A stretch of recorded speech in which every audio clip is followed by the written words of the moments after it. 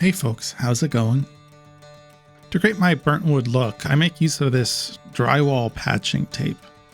The tape is patterned with one of the perpendicular directions being a little thicker than the other, which creates tiny little rectangles.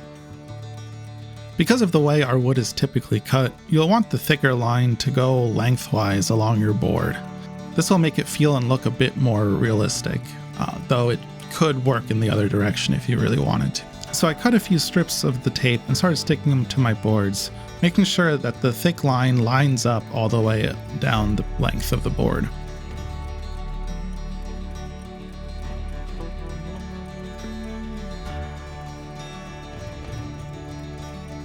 This whole process can be a little bit tedious, so it helps to make a bunch all at once. So you'll see me do a bit of batch working here.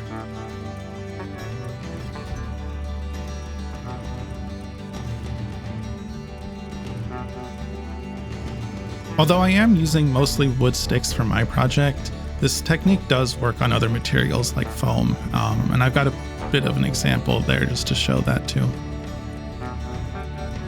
Once all the boards have been taped up, it's time to cover it all in plaster. I tried a few variations of mixtures with this plaster to see what would work best, and it didn't seem to matter that much, so I just threw together a bit of plaster, paint, and IPA. Though again, water would work fine for this. And then I just mixed those three together until I got the consistency I wanted. I tend to go a bit more liquidy on this mixture than I would with normal plaster, but that was just to help spread it a little bit easier.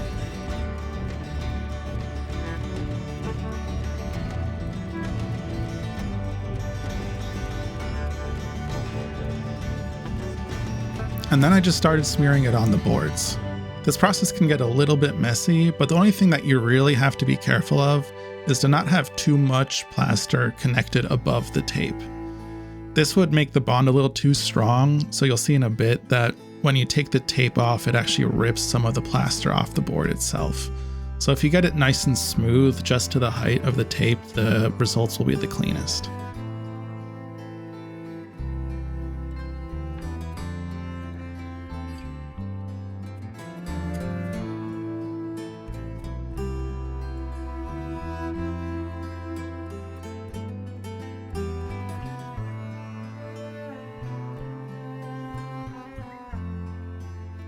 Once that is dried, I carefully took the tape off, hoping to keep as much of the plaster intact as possible.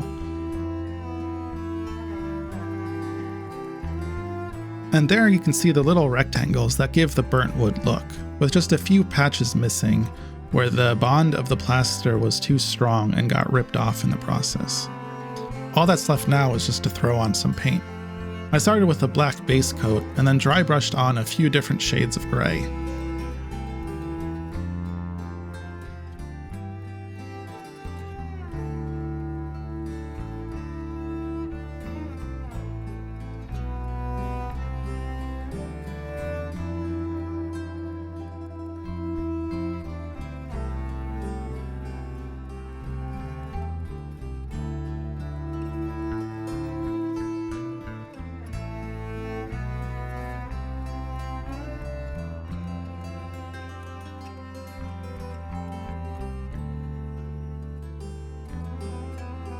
Once that dried, I finished up with a black wash over everything, and the boards were ready to use.